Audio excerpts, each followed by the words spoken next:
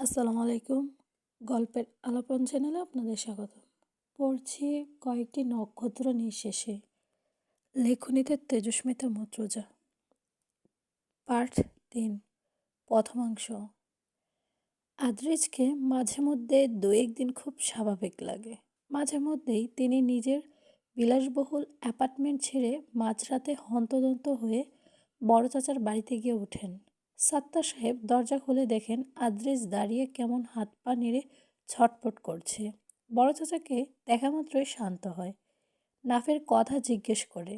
তার ড্রাইভার যান হাতে নিয়ে কাঁপতে কাঁপতে সাত্তার সাহেবের সামনে এসে সালাম দিয়ে একগাদা খাবার হাতে ধরিয়ে দিয়ে আবারও সালাম দিয়ে চকচকে কালো গাড়ি নিয়ে সুরসুর করে বেরিয়ে যায়। গাড়িটি হলো মার্সিডিজ বেঞ্জ এস ক্লাস, 3 কোটি টাকার গাড়ি। গাড়ি কিনতে আদ্রিজ গিয়েছিল জার্মানিতে।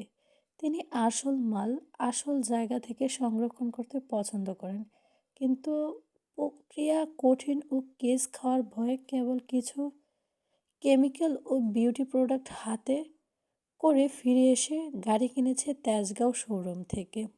এই গাড়ি সাত্তার সাহেবের পুরনো দোতলা বাড়ির সামনে এসে দাঁড়ালে ওনার গর্ব হবার কথা, কিন্তু হয় রাগ।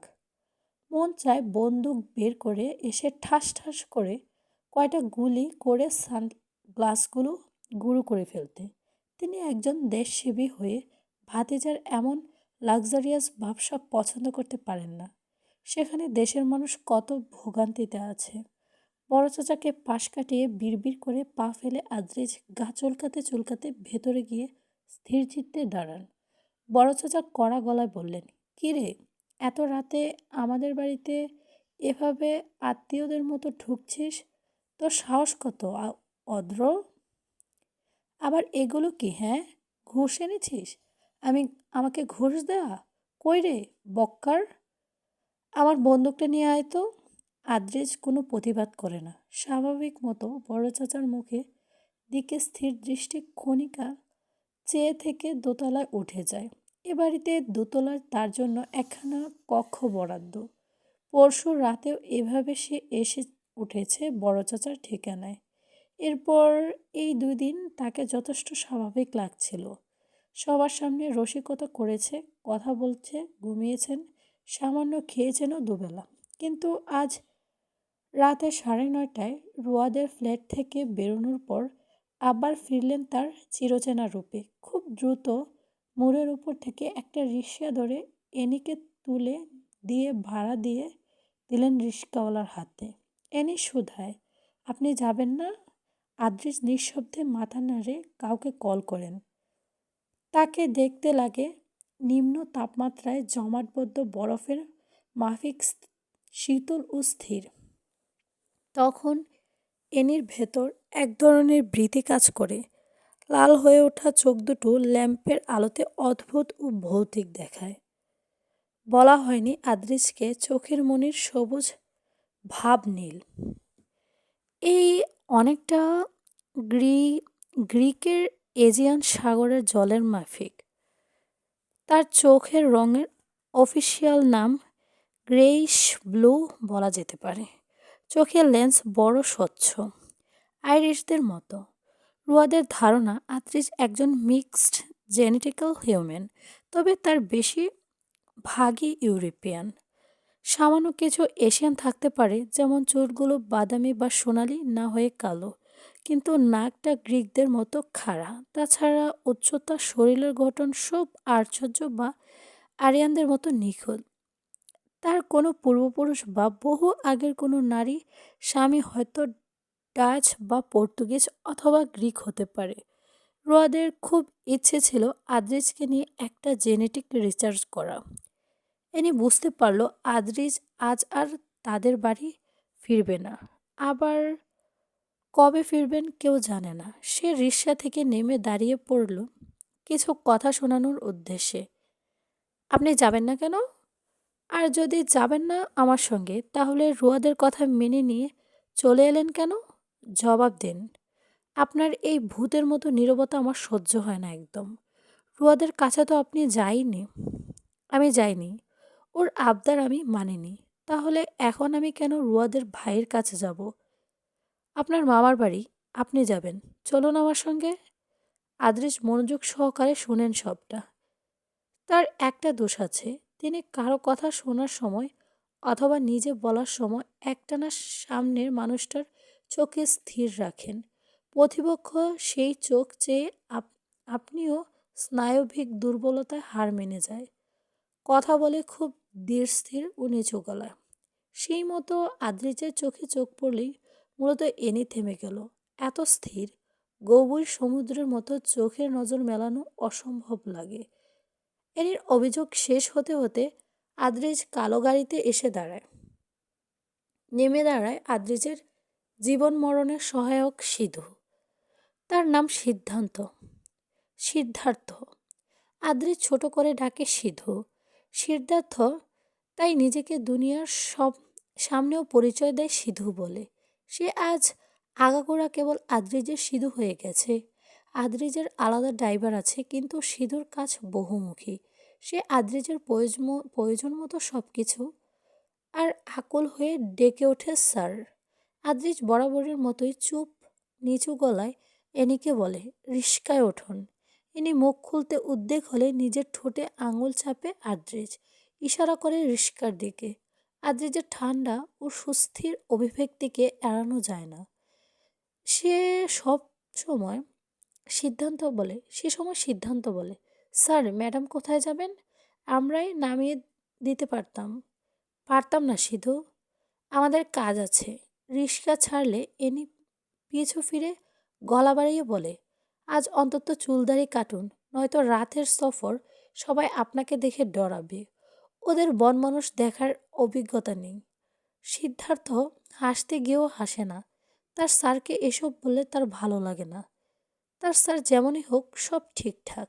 সে স্যারকে জিজ্ঞেস করে, আপনি ড্রাইভ করবেন স্যার? আদ্রিজ পেছনের সিটে ঢোর খুলে বসতে বসতে বললেন, তুমি করবে। সিদ্ধার্থ বোঝে স্যারের শরীর ও মন বেজায় খারাপ। এখন দ্রুত স্যারকে অ্যাপার্টমেন্টে নিয়ে যেতে পারলেই ভালো, কিন্তু স্যার কিছুই বলেননি। তাই অনেকটা পথ চলার পর সিধু জিজ্ঞেস করে না, স্যার আমরা কি অ্যাপার্টমেন্টে যাব? না, কোথাও? স্যার নিজেই বলবেন। তাকে ততক্ষণ নাক বরাবর চলতে হবে। আদ্রিজ কিছুক্ষণ পর আস্তে করে বললেন, গাঙ্গিনা পর গাড়ি নাও।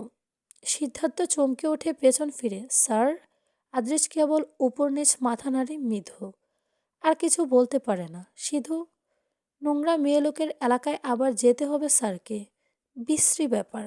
স্যার একবার বলেন সিধু এক রাতে শখানেক মেয়ে এনে স্যার অ্যাপার্টমেন্টে একত্র করতে পারে, তবুও স্যার ছটফটানি সহ্য করতে পারে না।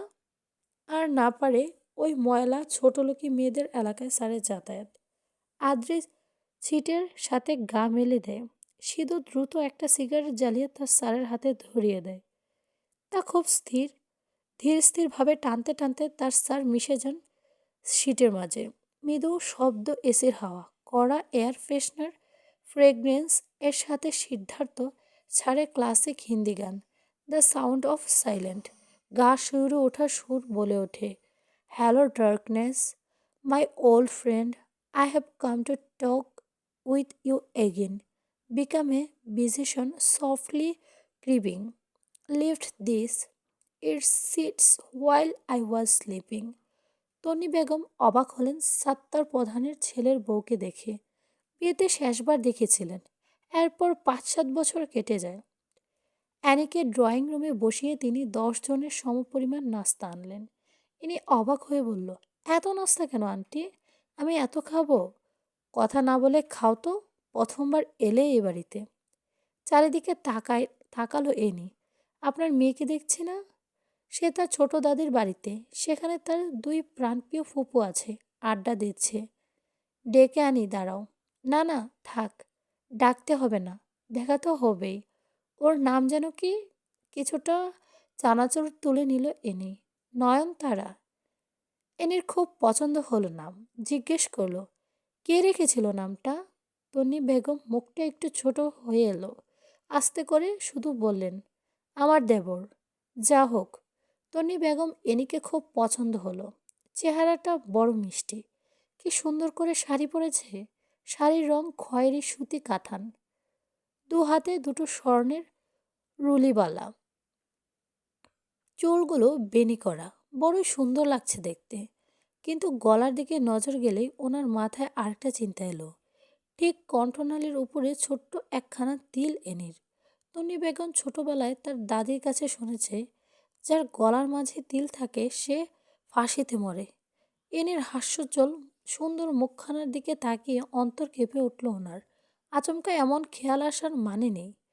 এসব কুসংস্কার মিছে কথা। তিনি বললেন, তোমার ছেলে হয়েছে শুনলাম, কত বড় হয়েছে? 5 বছর চলছে, এবার স্কুলে ভর্তি করিয়েছি। ওমা, তাহলে তো তাহলে আনলে না কেন ওকে? অনেকদিন আরেকদিন আনবো, আজ একটু কাজে বেরিয়েছিলাম। আপনারা যাবেন? যান না যে? ওয়াসিম সাহেব নামলেন। গৌরবর্ণ চেহারা, মুখের গড়নটা ঠিক রোয়াদের মতো। বয়স হলে রোয়াদের বড় ভাইয়ের মতো হবে দেখতে।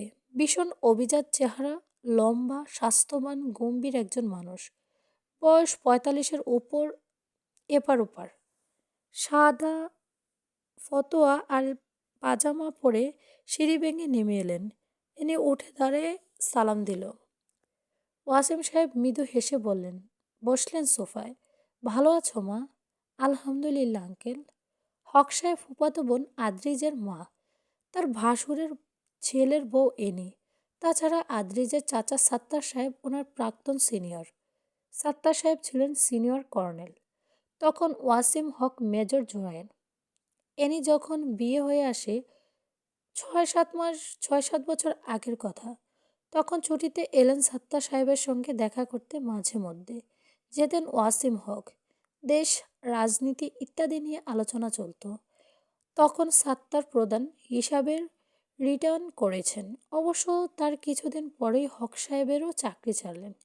এনি এই ভারী মানুষটির সঙ্গে কিভাবে প্রসঙ্গ কথা শুরু করবেন বুঝতে পারছে না। রুয়াদ বেশ ভালোভাবে ফাঁসিয়ে দিয়েছে। কিছুক্ষণ উসখুস করে বললেন, আঙ্কেল, একটা কথা রাখতে হবে আমার। গম্ভীর মুখে হাসলেন খানিকটা ওয়াসিম সাহেব। কথা না শুনে প্রতিশ্রুতি দিলে বোকামি হবে না তো? এনি ভেতরে চুপসে গেল, তবুও হেসে বলল, খুব বেশি কিছু চাইব না। আপনি একটু সাহস করে দেখুন না। এবার হাসি প্রসারিত হলো তার। অ্যানিকে পছন্দ হলো বেশ। করলাম সাহস। কি কথা রাখতে হবে বলো। আপনি হয়তো জানেন, এলাকাভিত্তিক একটা আনন্দ ভ্রমণের আয়োজন করা হয়েছে। আমার দেবররা করেছে। সব ধরনের ইচ্ছুক মানুষ যাচ্ছে। কলেজের ছাত্ররাও আছে, কিন্তু সেখানে নয়নতারাকে সামিল করা হয়নি। আপনার অনুমতি ছিল না, তাই আপনি অনুমতি দিলে নয়নতারাকে সঙ্গে নিয়ে যেতাম। একটু ঘুরে আসতো, মন ভালো হতো। ওয়াসিম সাহেবের মনোভাব বোঝা গেল না। সোফার হাতলে হাত মেলে নীরবে বসে আছেন। এনির বড় অস্বস্তি হচ্ছিল। ওয়াসিম সাহেব কিন্তু সরাসরি না বললেন না, বরং ভীষণ অভিজাত হাসি হেসে বললেন, একা অত দূরে ছাড়ি কি করে? ও তো রাস্তায় পার হতে জানে না একা। তারপর কোচিং, হোম টিউটর এসব তো রয়েছেই।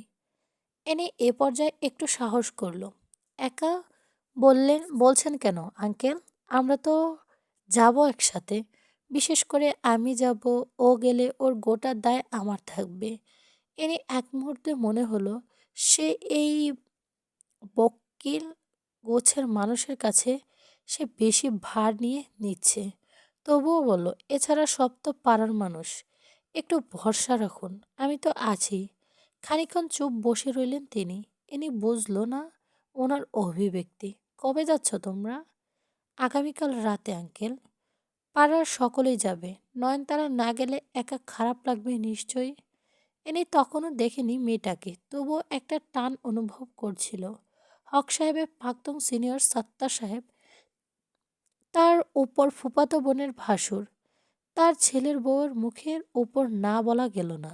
হক সাহেব শুধু বললেন, দেখি নয়নকে বলে। ও তো কিছু বলেনি আমাকে যাবার ব্যাপারে। রাতে খাওয়া শেষে রুবিনা বেগম দুধ নিয়ে হাজির হলেন। নয়নতারার মাথা চক্কর দিয়ে উঠল। দাদুকে ইশারায় অনুরোধ করলো, প্লিজ দাদু, বাবার সামনে খেতে বলো না। না, বলতে পারবো না। সেই সুযোগে নিলেন রুবিয়া বেগম, জোর করে দুধ গেলালেন নয়নতারাকে। নয়নতারা বমি পেতে লাগলো, দুধ খেলে তার পেটে সমস্যা হয়। দাদুর দিকে কটমট করে তাকালো সে। কথাটা তুলে ওয়াসিম সাহেব ভরা গলায় ডাকলেন, নয়ন, নয়ন। বাবা, তুই জানিস এলাকা থেকে সবাই আনন্দ ভ্রমণে যাচ্ছে? নয়নতারা ভয় পেল। হঠাৎই বাবা এ কথা জিজ্ঞেস করবে, বাবার সামনে মিথ্যা বলার উপায় নেই। সে আস্তে করে বলল, হ্যাঁ বাবা, যাব। জানি। যেতে চাস? কথা জড়িয়ে এলো নয়নতারার। দ্রুত বলল, না বাবা, না, না, না তো। আমার তো প্রাইভেট। পুরো পরিবেশটাই অবাক করে ওয়াসিম সাহেব একটু হেসে বলেন, এত ভয় পেয়ে কি বোঝাতে চাস? আমি তোকে খুব চাপে মানুষ করেছি নয়ন? মনের কথা জানতে চাইছি আমি। মন চায় যেতে? নয়নতারা বিভ্রান্ত চোখে তাকিয়ে রইল বাবার দিকে।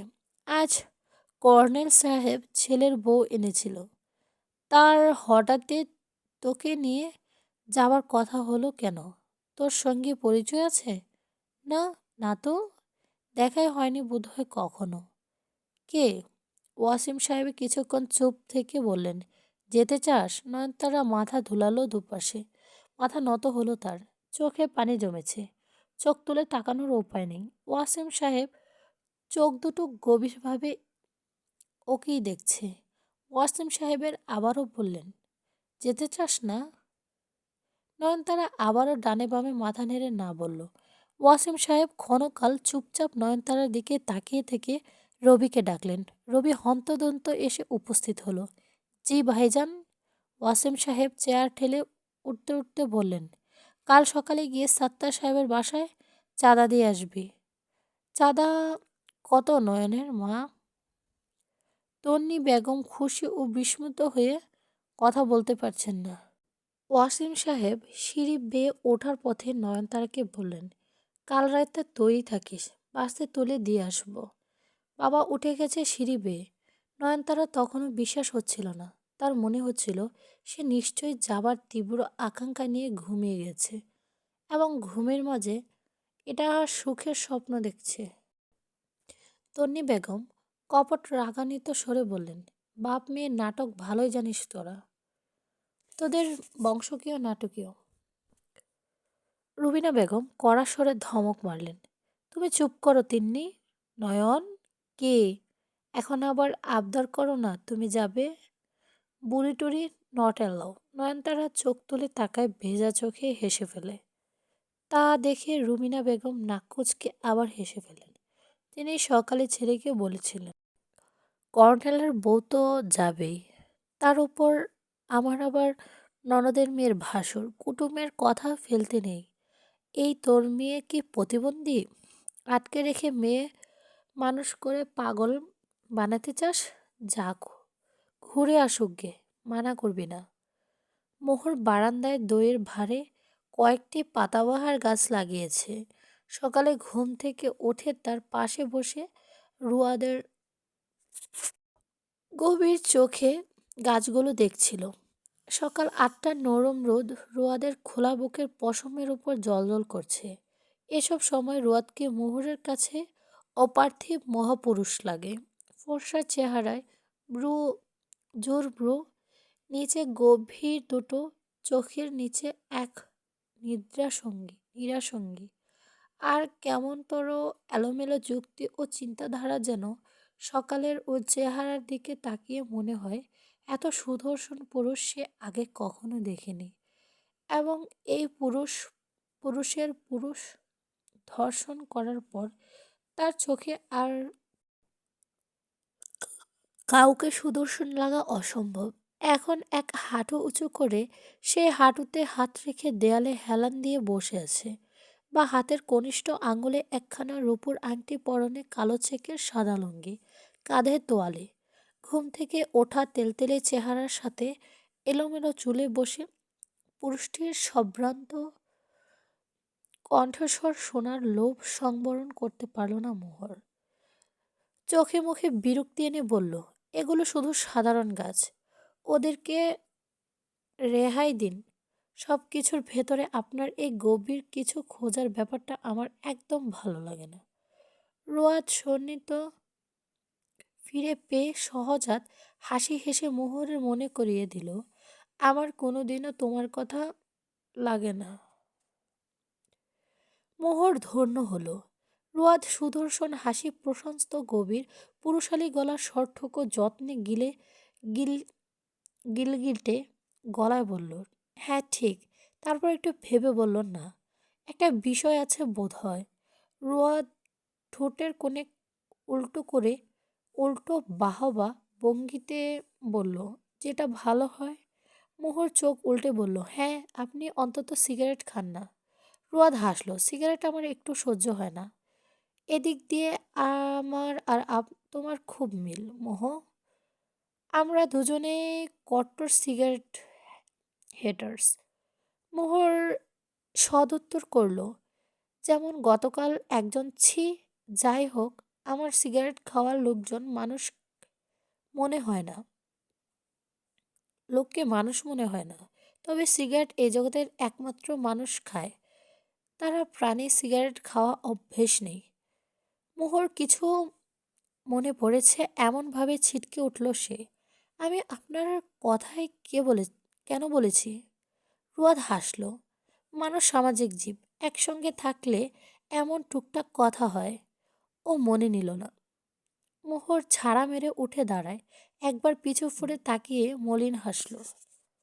মনে মনে বলল, মনে নিয়ে ফেলবো এই ভয়ে একটু বেশি সময় আপনাকে দিতে নারাজ। আপনি আমার পথেই থাকুন। ভেতরে ঘরে আপনার তোলার সাংঘাতিক ভুল হয়েছে আমার। না, সত্যি করব না। রোয়াদ ডেকে বলল, তোমার প্রস্তুতি সেরে নাও। রাতে 11টায় টাইম নিয়েছে অব্র। মেয়ে মানুষে হলো কচ্ছপের বিবর্তন প্রজাতি। মোহর কাঁথা ভাঁজ করতে করতে জানিয়ে দিল, জনাব খরগোশের বর্বিত প্রজাতি। আমরাও কোথাও যাচ্ছি না। রোয়া হেসে ফেলল, আমার সঙ্গে বেড়াতে যেতে আপত্তি আছে? হ্যাঁ, আপত্তি আছে। যদি খুব শখ থাকে তো বড়জোর আপনি আমার আমাকে ব্রহ্মপুত্রের তীর অফার করতে পারেন। হয়তো কিছু সময় দিলাম আপনাকে। সেখানে সূর্যাস্ত দেখব, জলে হাঁটব, পা ভেজাবো। মাঝি কাকা বিনে পয়সা নিলে নৌকা চড়ব, আর আপনি ঝালমুড়ি খাওয়াবেলেই চলবে। ব্রহ্মপুত্র ছেড়ে সিলেটে কোনো দুঃখ? রিয়াদ আবারও হো হো করে হাসল। আচমকা এই আপত্তিকর কথা বলল মোহর। এত হাসছেন কেন কমরেড সাহেব? কিন্তু রুয়াদের তা এড়িয়ে স্বভাব গলায় বলল, এই যে আমার কষ্ট হবে বলে এত আত্মত্যাগ করছিল, চা এনে দিচ্ছি, খাচ্ছ, মলিন কাপড় পরছ, বিলাসিতা নেই কোনো। আবার তাতে কোনোই অভিযোগ নেই। তোমার সরলতা হাসি আসছে, বিদ্রোহ করো, বিদ্রোহ। আমি আছি পেছনে। মোর পেছন থেকে একবার রোয়াদকে দেখে নিয়ে নিজে হাসল, কানের পেছনে চুল গেজে নিয়ে বলল, আমি জন্মগত আশ্রিতা রোয়াদ ইফতেখার সাহেবের। জীবনে কখন ভালো খাইনি, ভালো পড়িনি, বিলাসিতা প্রশ্নই ওঠে না। ওইটাকে আমার অভ্যাস এখন বেশি পেলেই বদহজম হয়ে যেত। কিন্তু আপনি কি জানেন, আমি আপনার কাছে প্রথমবার এবং প্রথম একটি কিছু পেয়েছি যা আগে কখনো পাইনি। তাই নাকি? সেটা কি? মোর চট করে বলল, তা ছাড়ুন, শুধু বলি, আপনি জানেন অনেক দিনের আনোয়ার অনাহারীকে হুট করে অনেক খাবার দিলে তার পেটে সহ্য হয় না। জানলাম। বেশ, এবার গিয়ে হাত মুখ ধুয়ে আসুন। আমার খিদে পেয়েছে, খাবো। রুয়াদ বাঁকা হেসে দুলায়। এত সন্তুষ্টি ভালো না। ঠকে যাবে, ঠকে যাবে। তুমি জানো আমি কে? বড় ঘরের ছেলে, ধোঁকা খাবে। মোহর বলল, তাহলে সেবার না হয় আমি কম্মুজিমে ঝঞ্ঝা হাতে বেরোবো গরিব বড়লোক শ্রেণী বৈষম্য আন্দোলনে। আপনি তখন বড়লোক জমিদার পুত্র, আমি হব গরিব ভূমিদাসী। রোয়াদ এবার ভ্রু কুঁচকে আচমকা একচোখ পিছু ফিরিয়ে দেখে নিল মোহরকে। কড়া ও গম্ভীর হয়ে স্বর। ধমকে উঠল, তোমাকে এসব কে শিখিয়েছে? আমি কমিউনিস্ট, এটাই বা কে বলেছে? ছোট মানুষ বেশি কথা শিখেছ? কমিউনিজম কমরেড বোঝো? মোহর হ্যাঁ না কিছুই না বলে শুধু হাসল।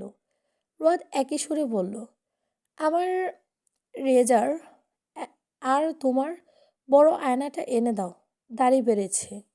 মোহর বলে উঠল, দাড়ি ছাটা বেটা ছেলেদের আমার কাছে পশম ছিলা সাদা হনুমানের মতো লাগে। রিয়াদ নিজেই গেল সরঞ্জাম আনার পথে। মোহরকে একবার পেছন থেকে দেখে গম্ভীর কণ্ঠে কানে ফিসফিস করে বলল, লাগতেই পারে, হনুমান মানুষই অরিজিন। আমার এসব আবল তাবল বই পড়া বাজে বকা শিখে ডারউইনের অরিজিন অফ স্পেশাল পড়ো, কাজে দেবে। এই পথে কখন টোকা মেরে মোহরের চুলের খোপাটা খুলে গেল। মোহর দৌড়ে ধরতে পারল না। এক দৌড়ে বাথরুমে ঢুকে দরজা লাগিয়ে দিল রোয়াদ। বাইরের দরজায় দুমদাম লাথি মারল মোহর। আপনি যা পড়েন আমিও তাই পড়ব। আমি জানতে চাই কিসব আজব কিসিমের বই পড়ে এসব মাথায় খারাপ করেছেন। রোয়াদ এতক্ষণ শান্ত হয়ে বাথরুমের আয়নার সামনে দাঁড়িয়ে লুঙ্গি গিজে গোজা সিগারেটটা খুলে আগুন জ্বালায়। পিপাসার্থের মতো পান ভরে ধোঁয়া গিলল। আয়নাতে একটা রোয়াদ ইফতেজাতকে দেখা যাচ্ছে। আর কি কিছু পরিবর্তন হয়নি? কি পরিবর্তন? আর বিগড়েছে, খানিকটা শুধরেছে। মাপকাঠিকে দায়ের করবে। তাকে আগে দেখা মানুষের মাঝে তাকে আজকে কে চেনে? আয়নাতে ধোঁয়াগুলো আছড়ে পড়ে কেমন ঝাপসা করে তুলল তার প্রতিচ্ছবিটাকে। এটাতে তৃষ্ণা মিটল না, আরেকটা জ্বালাবো। সেটা টানতে টানতে ব্রাশে টুথপেস্ট মাখলো। বাথরুমে থাকা এয়ার ফ্রেশনার মেরে সিগারেটের গন্ধ সরালো। সিগারেটের অবশিষ্ট দুটো ফ্ল্যাশ করে ঘষে ঘষে দাঁত ব্রাশ করে শাওয়ারের নিচে দাঁড়ালো। যাই হোক, আশা করি তোমাদের ভালো লাগবে। ভীষণ বড় পর্ব, অনেক নয়েজ থাকতে পারে, ভুল ত্রুটি হলে ক্ষমাসুন্দর দৃষ্টিতে দেখবেন। প্রথম তো অনেক কিছুই শিখছি। আশা করি আপনাদের ভালো লাগবে এবং আমাকে উৎসাহ দিবেন। কারো যদি কোনো গল্প পড়ার শখ থাকে আমাকে জানাবেন, আমি অবশ্যই চেষ্টা করব আপনাদের পছন্দের গল্প পড়ে শোনানোর জন্য। ধন্যবাদ সবাইকে।